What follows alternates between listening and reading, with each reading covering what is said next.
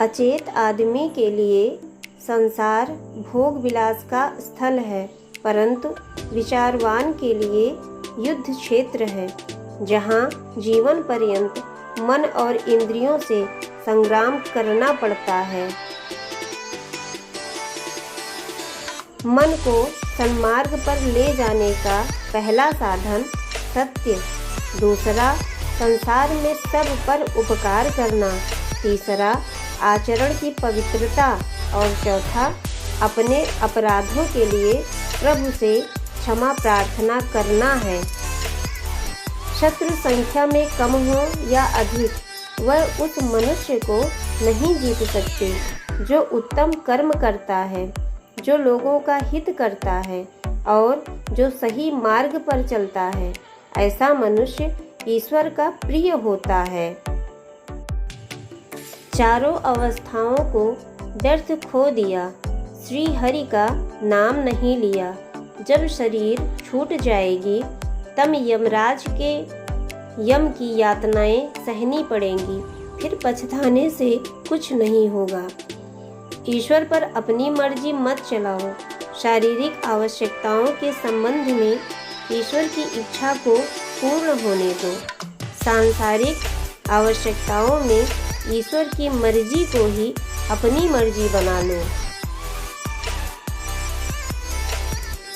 सुख व्यक्ति के अहंकार की परीक्षा लेता है, जबकि दुख व्यक्ति के धैर्य की। दोनों परीक्षाओं में उत्तीर्ण व्यक्ति का जीवन ही सफल जीवन है।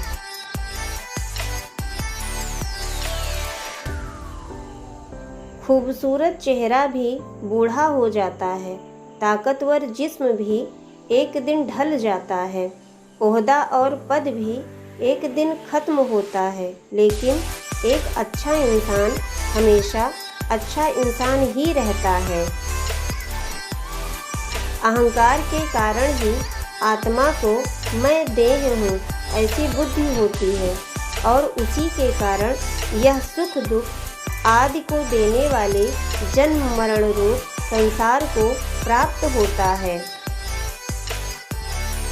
जिस क्षण भगवान का स्मरण ना हो वही सबसे बड़ा दुख है, और भगवान नाम का स्मरण होता रहे तो शरीर को चाहे कितना भी क्लेश हो उसे परम सुख ही समझना चाहिए।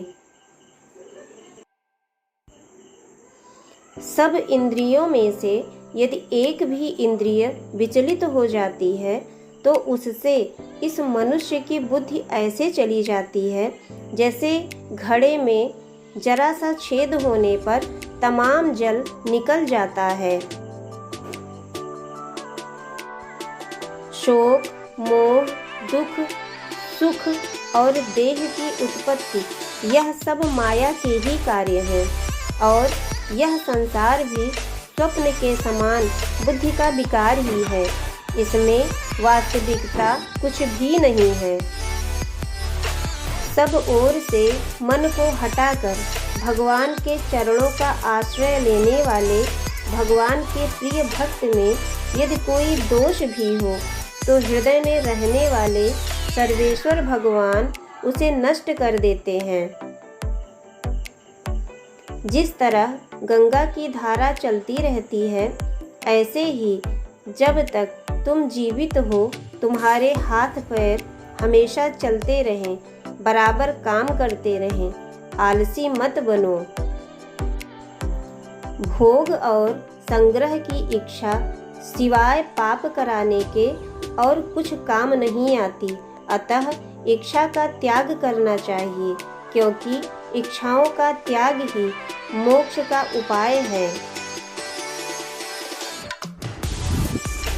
चित्त से सदैव परमात्मा का चिंतन करते रहो।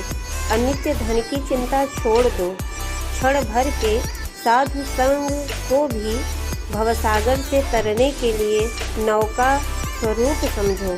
धन्यवाद।